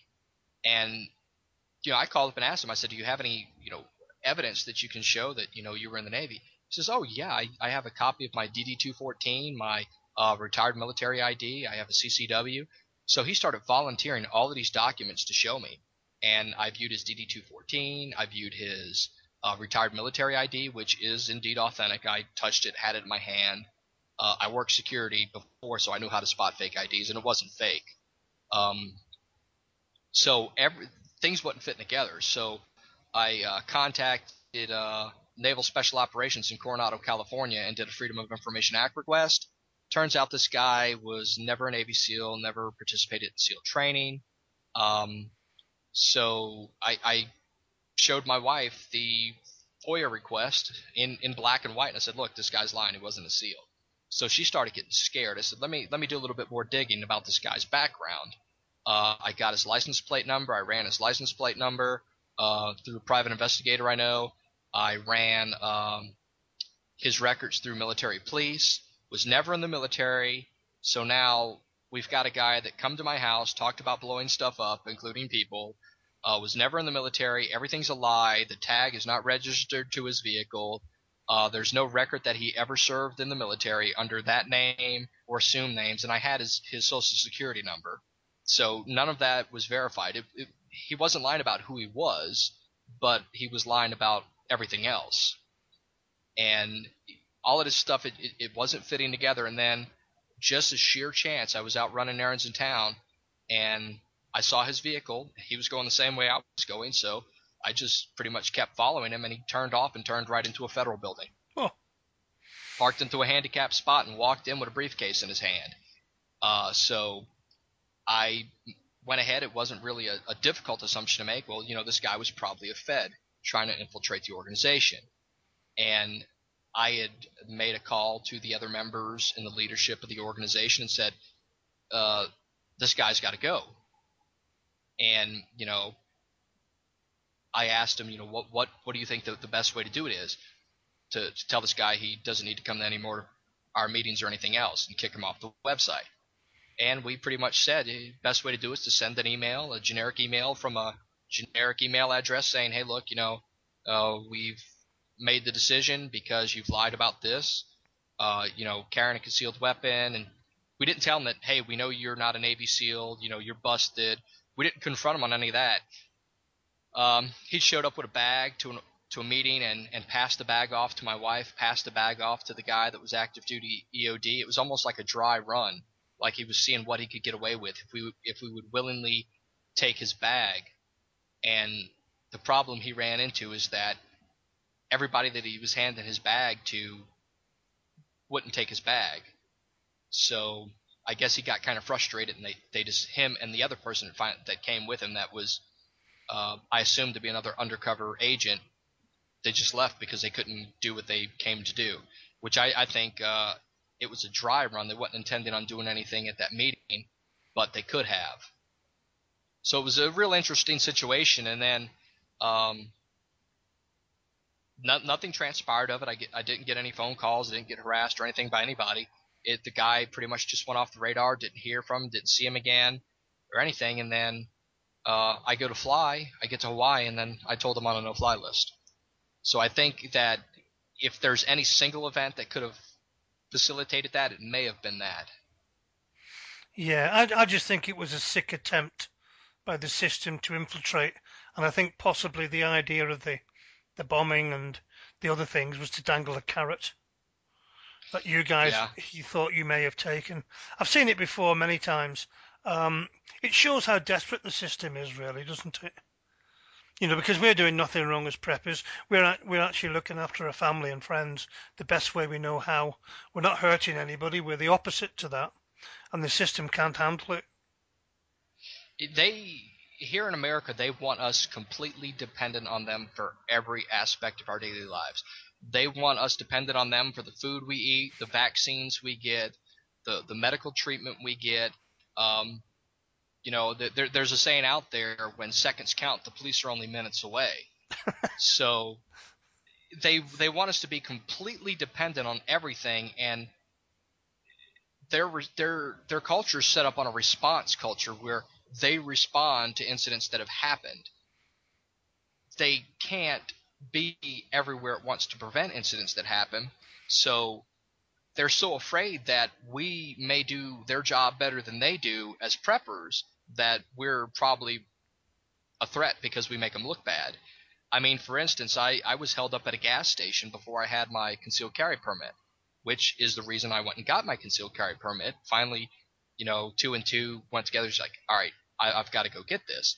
But I was at a gas station getting gas late one night after work. Guy comes up to me, starts asking me for money. I told him I didn't have any cash.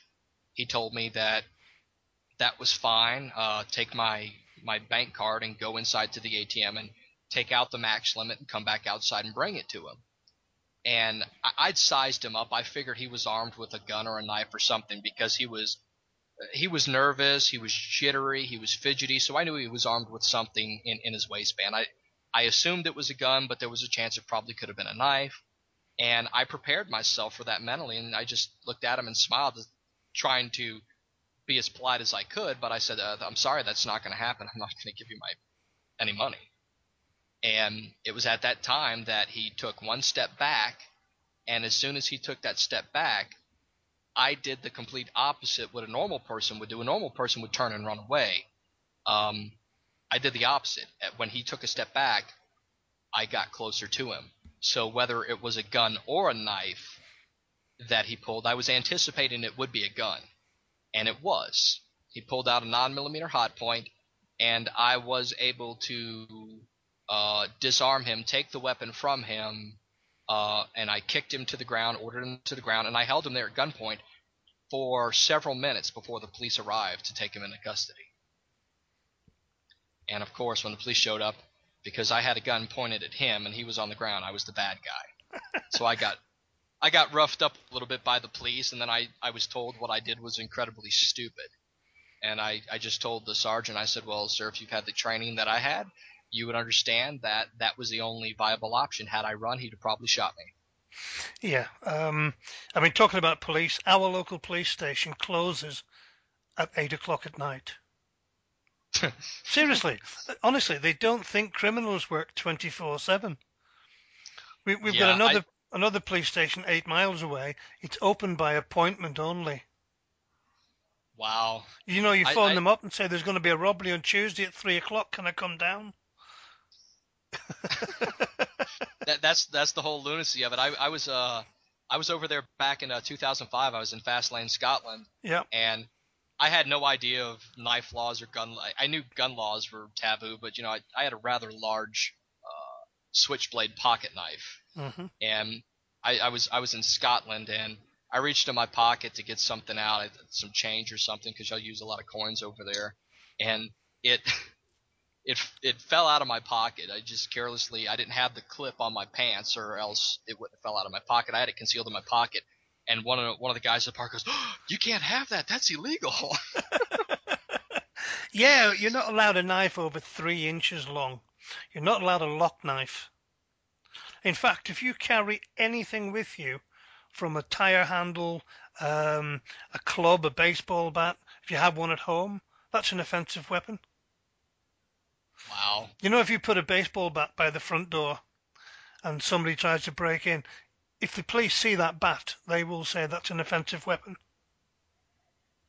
Well, you could always get an umbrella and fill the handle full of lead. Yeah, yeah. Well, I mean, the way around it is to have a baseball bat, leave it in the net it came in with the ball in there, then it's a sporting tool, sporting It, equipment. it's kind of ironic you mentioned baseball bat, because according to the FBI's website, the number one weapon of choice in physical assaults is not firearms or knives, it's actually baseball bats. Yeah, yeah. Um, well, we had a guy over here who actually shot two guys who were breaking into his house, and they sent him to prison for murder. I heard about that. You know, I mean, it's crazy. Mind you, in America, some people get shot through letterboxes, don't they? We've Sometimes. heard of that, yeah. Oh, we've got another In question. Sorry, Okay, go ahead. I was just going to say we've got a question here from Rick in Phoenix, Arizona, William in London, George in Norwich, Sly in Cumbria, NL in Peterlee, and Ben in Dunblane. How do you feel about what's happened to you? Well, I wish it wouldn't have happened. I wish I would have been able to go back over to Japan, because it was a place that I'd been before and I wanted to visit it again. Um, in some ways, I'm kind of happy it's happened, because it's confirmed basically. I don't want to say my fears, but my assumptions that we are in fact living in a police state where no aspect of our lives are private anymore. Um, it's one thing to go online and read an article that the government's monitoring your communications, or they're reading your emails, or they're tapped into Skype so they can listen to all of your Skype calls and read your Skype conversations and stuff like that. It's one thing to read about it, but then to physically experience it in person, the level of overreaction over things that are completely nothing that the government has started doing, really hits home, and it's quite alarming. And I'm kind of thankful that the event happened and I was permitted to get off the list and fly again only after the media outcry about it. Um, but it's changed my mindset on preparedness in general, and it's actually pushed me to be more prepared for any type of disaster, whether man-made or natural, more so now than I was before. Hmm.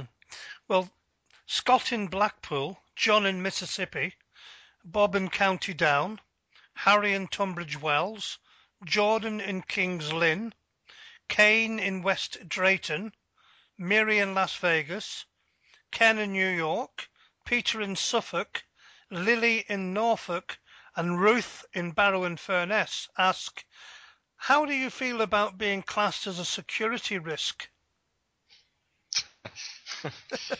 Oh, that's great. I mean, let's see. I did the government's bidding essentially for almost 5 years.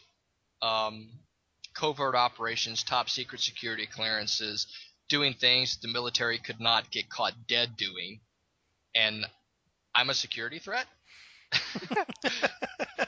Well, I guess it's one of those things that they really know who the threats are. They're the people that are awake. They know what's going on, and they have skill sets that are what they deem contrary to what their agenda is. So, uh, I guess could be kind of flattered about being considered a security risk because there's nothing in my life that would back up that assumption. Like I said, I've been a certified firefighter and first responder ever since 1999. So, okay, where are they basing that I'm some sort of security risk? Yeah, it's crazy. I have a saying, they've got to have some ugly women at home to have nothing better to do than watch us. That or they're complete control freak ladder Yeah, climbers. yes. Weird situation. PL, and I don't know if you know these guys or not, because obviously they're from Mississippi. PL in Mississippi, Dan in Mississippi, Larry in Mississippi, KD in Washington, Ben in Williamsburg, Josh in Bedford, John in Windermere, Chris in Blackpool, Angie in Slough, Steve in Skegness, Barry in Tadcaster, and William in Brighton says, was your criticism of the NDAA what caused you this problem? I know you've covered that, but do you think that really is what it was? I think it may be one aspect of it that I know what's going on, that I can look a federal agent in her face and say, look, I know you're not in the military, but I'm just assuming you're a sworn law enforcement officer, a federal law enforcement officer. So you probably had to take an oath to defend the Constitution against all enemies in foreign and domestic, did you not? And she said, yes, I did. I said, then how can you stand or sit idly by and watch as legislation is crafted to where yourself or your children or your spouse can be indefinitely detained because a group of unelected people that have no check and balance basically said, we deem this person to be a threat, so they're a threat. And there's no recourse against it. There's no due process. And my situation right here is a hallmark of that situation, because I was detained without explanation, without means or anything. It was like, we're detaining you because of this. They're like, well, you're not detained, but you're not free to go. And she couldn't really answer the question.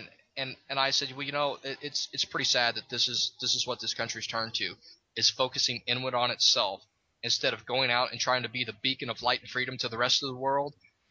I said, ma'am, I said, with all due respect, the United States government is the largest terrorist organization in the world if you look at what they've done.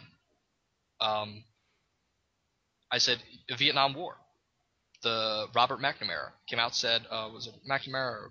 Yeah, I think it was McNamara, said, oh yeah, we just made up the Gulf of Tonkin pretext. We didn't know what happened that day, so we just made something up. And you see all of this stuff, and it's like that. I asked her, I said, do you know the Alfred P. Murrah Federal Building that was bombed? The ATF was all gone for the day. Their kids wasn't injured. No ATF agents were there. They were out practicing a bomb drill somewhere else, and their building gets blown up.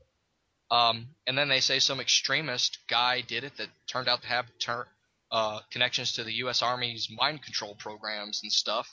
And never mind the fact that they found 2 unexploded bombs in the building. The official story is 2 guys with a truck bomb full of ANFO blew the place up.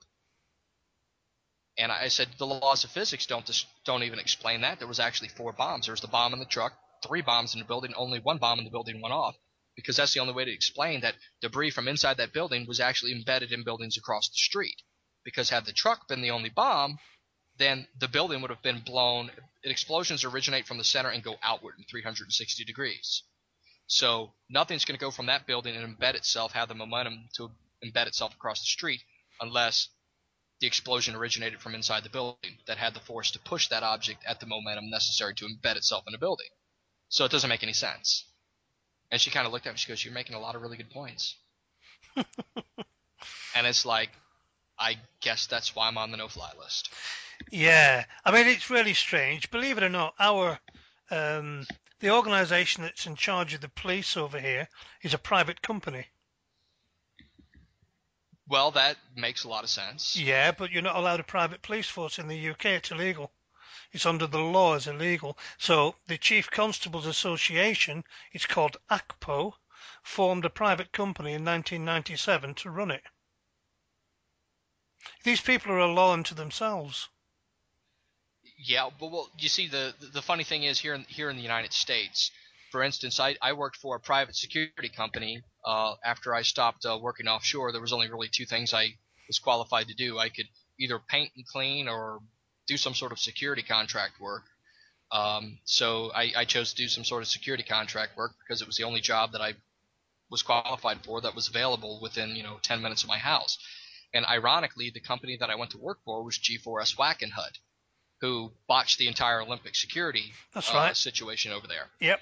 And I got to see a little bit of the inside operation of how Wackenhut works.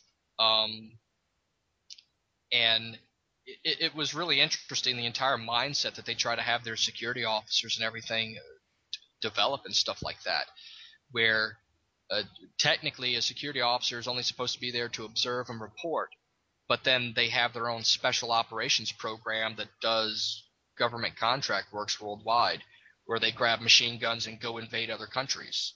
And they're private. What gives them the right to do it private? A lot of police forces, a lot of cities are trying to save money by privatizing the police forces for mass transit systems such as subways and bus terminals and things like that. And the issue that you run into there is you have people that are not bound by any sort of oath of office or constitutional responsibilities because it's private property, it's a private company. They don't have to follow the Constitution at all. Yeah. And that's one reason they've gone to those private companies, because they have plausible deniability saying the Constitution does not apply because we're not government. Yeah, you're right. It's happening here as much as it is there. Well, G4 is over here. So what happens in the America happens over here in a year anyway. Yeah.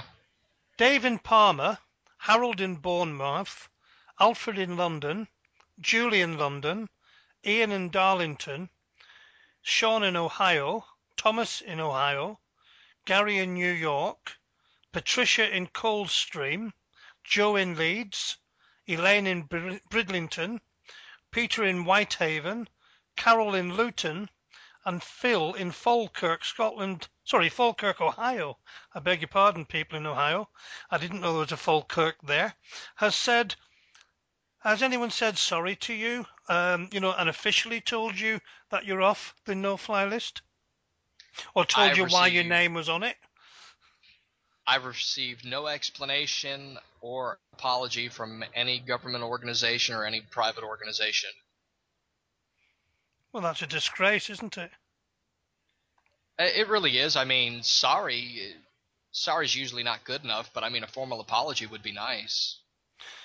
Yeah. I mean, the point is, of course, who would you demand the apology from? Because it's one of those situations where they can pass the buck. Well, considering from the research that I've done, the actual organization responsible for maintaining the no-fly list is not actually the Transportation Security Administration, which is the TSA. It's actually the FBI, Federal Bureau of Investigation's Terrorist Screening Center, that is responsible for maintaining the no-fly list. Well, kind of interesting. I have a cousin that is a special agent with the FBI, who was one of the people that I called. And he was more worried about my dad's previous conviction that may have been involved with me being put on the no-fly list. And I said, well, I don't understand how a pot possession conviction could possibly result in a person's son being placed on a no-fly list. And then he asked me the question. He says, well, are you part of any type of patriot groups? I said, well, I'm a member of the Mississippi Preparedness Project. I was an active member there. He says, well, that's probably what did it. Wow. So it was pretty much confirmation that the government is saying people that are in preparedness groups are a threat. Of course, they're saying returning vets are mentally unstable and they're threats as well. Yeah, I mean, I've got to say our deepest sympathies go to the families of the young children and the adults that were killed recently in the latest shooting in the school.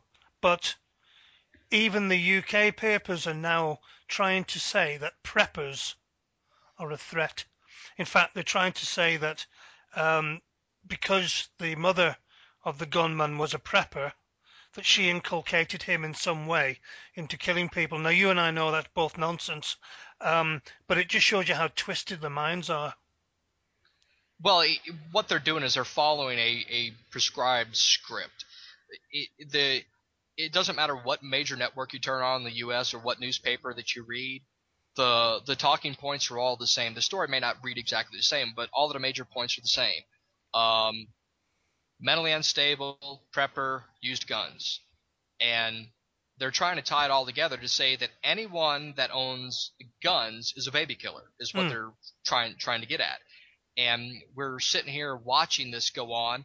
I've watched the president's speech right after the event happened. I watched the prayer vigil, what he said at the prayer vigil. He said multiple occasions, basically, that we can't let politics get in the way of preventing this from happening.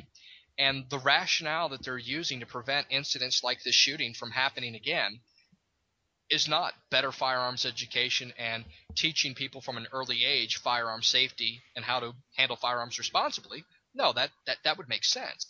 Instead, what they're doing is they're using the same rational thinking as would be used in this example, making it difficult for normal people to purchase and drive vehicles to prevent drunk driving fatalities. It's blaming the cars and blaming people in whole for the actions of a few. And if you look at violent crime in this country, in America, if you take all of the crimes that are committed using firearms and you start putting them in the categories such as gang-related, murders for drugs, murders for hires, things like that, robberies and things like that, you can get it down to where these crimes are occurring. And we see where a lot of these crimes that are occurring that use firearms that do have multiple fatalities in it, we find that there are areas like California that has some of the strictest gun control laws in the country, Connecticut, Chicago, Illinois. They have murders there with firearms on a daily basis, yet it is illegal for a person to own and possess a firearm. So what they're saying is, in order to make people safer, we just need to ban guns altogether. But there is going to be a black market. The gangsters and gang members are still going to have guns. And what's going to happen is, like we've seen the reports, is that people are willingly so brainwashed into going, oh my God, guns are so bad, I'm going to go ahead and sell my guns or turn my guns in to the authorities because I don't need them. I will just dial 911 and the police will rush to my safety and protect me. And it's lunacy when you get down to it. Now, if you look at the cities, such as there's a city in Georgia, Kennesaw, Georgia, I think it is, they passed a city ordinance back in the 80s, I think 1982, that basically said, hey, if you can own a firearm legally, you need to have a firearm in your house. And, they passed that ordinance at a point in time where they were having a lot of break-ins and strong-arm robberies, not armed robberies so much, but just basic robberies and car theft. And if you look at the data, the crime data from the years before and then the years following 1982, you will find that crime went down by 80% just because they passed an ordinance saying people should be armed. And in places like Mississippi is a gun culture for the most part. There's a lot of hunting, a lot of fishing and stuff that go on in Mississippi, and people do have a lot of sporting firearms as well as firearms that are dedicated for self-defense. And when I went to high school, I drove a pickup truck to high school. I went to high school in a fairly rural area, a town of 3,000 people. And I had a .22 and a .410 shotgun in a rack in the back glass of my truck, and I drove it to school every day. And it was never an issue. Matter of fact, one day I told my ag mechanics teacher that the stock on my .410 was broke. I'd like to bring it into the woodworking shop, and I've got the materials. I'd like to use the equipment to make a new stock for my .410. So I took the stock apart. I drew out a template, and I formed it and shaped it and everything in the woodworking material and reassembled the gun right there at school. And it was not an issue. Nowadays, good Lord, take a gun within 1,000 foot of a school and you're going to jail. Yeah. I mean, what you say makes a heck of a lot of sense. I live in Yorkshire. It's the largest county in England. We've got a very rural community, of course, but we've got the highest level of gun ownership per capita. But guess what? We've got the lowest level of house burglary. There's It got to be a correlation there, hasn't there? Well, the thing is, let's say, for instance, San Francisco. They had a mass shooting in San Francisco, and they banned the ownership and carrying of firearms. If you own a pistol or a firearm, it has to be locked up in a safe, unloaded. So that's pretty much saying, hey, criminals, you don't have to worry about the homeowner shooting you if you choose to burglarize their house, because first off, they can't stand their ground. They have to retreat, and it's going to take us 10 minutes to respond to the call. So go ahead, go rob them. Yeah. And they say, well, and the justification they use, it's only personal property. It's effects. Insurance will replace it. So go buy an insurance policy and everything else. Well, guns technically are an insurance policy that's a hell of a lot cheaper than paying some corporation monthly checks to protect the stuff in case somebody decides to come steal it. Whereas a firearm is a one-time purchase, and if they know you have it, chances are you're not going to get robbed. Yeah. Because they don't want to take the risk. Because criminals in general, when I worked security and I did contracting, you can profile people to the point to figure out, how far are they going to go to commit a crime, and just by doing a physical size up. If, for instance, I worked at a plastics plant, so I'd undergone anti-terrorism training and things like that. I had some guys in a fishing boat underneath the booms that go out to the barge to offload the volatile chemicals, styrene and benzene and things like that, which are flammable and explosive in the right atmospheres. And they're underneath this assembly fishing. And, it has signs that says no boats, keep out, things like that. Well, I can't keep them out of the basin to fish, but if they're underneath the structure and stuff, hey, you guys got to go. And instead of just running down there saying, hey, you guys got to leave right now, I sat there and I watched them for 45 minutes. And they were fishing. They wasn't doing anything wrong. But at one moment, they pulled up next to the catwalk, and one of the guys got off the boat and got on the catwalk. And it wasn't because his fishing line was caught on the catwalk or something like that. He wanted to get up there and walk around, which he wouldn't have got far because he got up and there was a locked gate there. But I saw him. I shined a flashlight down at him, and I said, hey, you guys get back in that boat and leave right now. If you do not leave, I will have the Coast Guard here. And, they got in the boat and left, and I never saw them again. And I went down and I did a security sweep of the dock to see if they'd placed any sort of devices and everything on the dock, and nothing was there. So, no deal, no need in calling authorities and generating some sort of expensive incident that turned out to be nothing and get these guys in trouble because the guy just made a poor decision. But, it was me sitting there observing them for a period of time to see that they were not a threat. And that's one thing that government and police don't do anymore. They just automatically assume you're a threat, we're going to slap you in handcuffs, and we're going to lock you up until we figure out you're not a threat. Yeah. I think in America, the Second Amendment has got to be protected. Now, it's, I think, a frightening state of affairs if the only people who have guns are the police. Well, the experts seem to agree that gun control works. Look what Adolf Hitler did. What was it, 1934? They started banning private ownership of firearms, and it led 10 years later to the Holocaust. Didn't work out too well for the Jewish people. Look at what happened in Russia under Lenin. Basically, they rounded up all of the dissenters and executed them because they had no means to defend themselves. Exactly. Look at what Chairman Mao did in China. He executed anybody that didn't agree with the communist principles and killed them. Yeah, but you've got to be careful now because you've got FEMA camps. It's really the whole situation is funny about FEMA camps because you look on the internet and they have all of these listed FEMA camp locations. Well, they said, oh, well, there's one out at Stennis Space Center in Mississippi, or oh, there's one over here, or there's one over there. There is not one confirmed FEMA camp location in Mississippi. Because I have friends that have been to them and verified them. I have gone on Stennis, which is limited access, but I have access to Stennis. And I've gone all around there. There's no FEMA camp on Stennis. So they do exist, but there's not as many of them as they claim to be. And there doesn't need to be, because chances are what's going to happen, if civil unrest breaks out in America, the National Guard has redone all of their National Guard armories in Mississippi. There's new prisons being built day by day. The old ones are either being refurbished or converted to something else.